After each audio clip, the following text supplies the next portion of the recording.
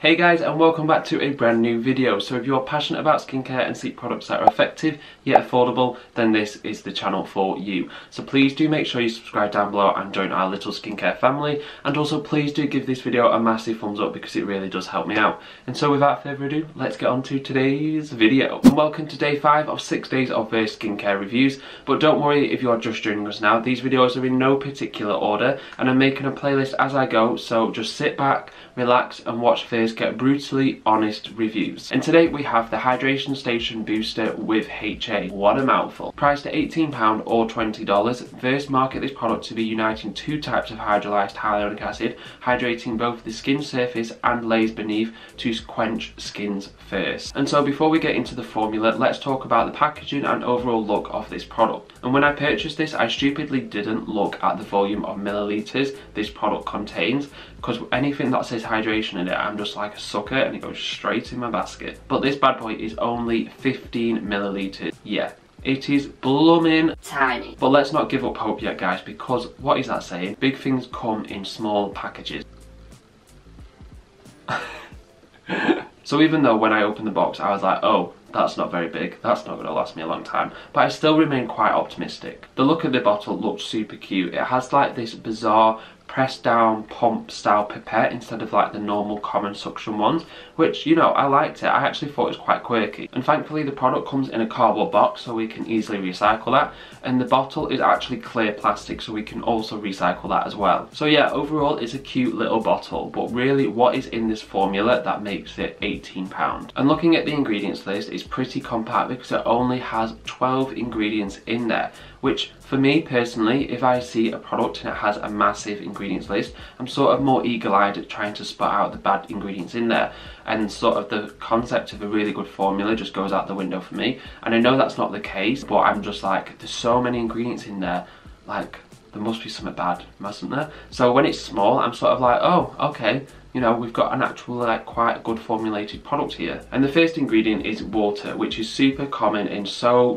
many skincare products. And then the second ingredient is propylene glycol, which is sort of like a helper enhancer ingredient in formulations, which is typically used at 2% or less. And then followed on from that, we have glycerin, which is a fantastic humectant, and pretty sure I've mentioned glycerin in every single Verse product that I've talked about so far, so you get the gist. Followed on from glycerin, we have 2 helper ingredients, and then the 6th ingredient is finally the stuff that we've been looking for, which is hydrolyzed hyaluronic acid. Hydrolyzed hyaluronic acid. So hydrolyzed hyaluronic acid obviously gets its name from hyaluronic acid, but it's a process where it's sort of like being chopped down and broken down into to sort of get smaller molecular weights of hyaluronic acid. So hyaluronic acid has different forms and different molecular weights, and the molecular weight really does determine where it performs best on the skin. So the larger molecules really sort of perform and work best on the epidermis layer of the skin, which is sort of like the upper layer of the skin,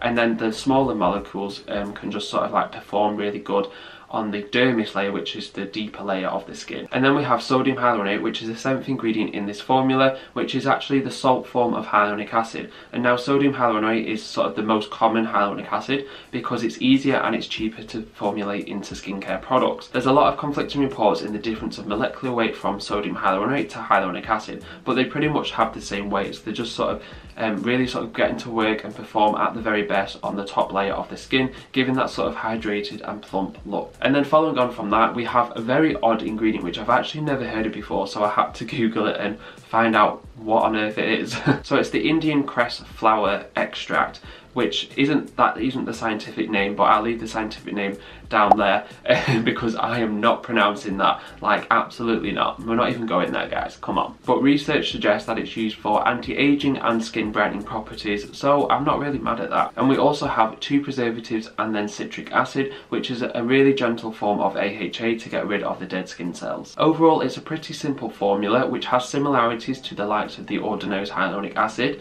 give or take 1 or 2 or 3 ingredients. So the price is sort of really determined on the hydrolyzed hyaluronic acid and also that what's it called now? Indian cress flower extract. And on application of this product, it is incredibly lightweight, and it actually reminds me of the Ordinary's Marine Hyaluronics in terms of viscosity, and not giving that tacky, sticky feeling that, you know, your normal hyaluronic acid would do. And they state that you can mix this product with your serums, your moisturizers, even makeup, or you can just even use it as like a standalone product, which for me, I personally do. So I use it as like a pre-serum hydrator after I've cleansed, just sort of allowing my skincare products to perform at their very best. And you can use it in the AM and also the PM, so it's an incredibly versatile product, and you can use it every single day, so use it whenever you like. And it's actually quite difficult to really say if this is a great product or like a good standard product, because for me personally, hyaluronic acid products are just there to hydrate the skin surface and sort of give you more of a plumped look.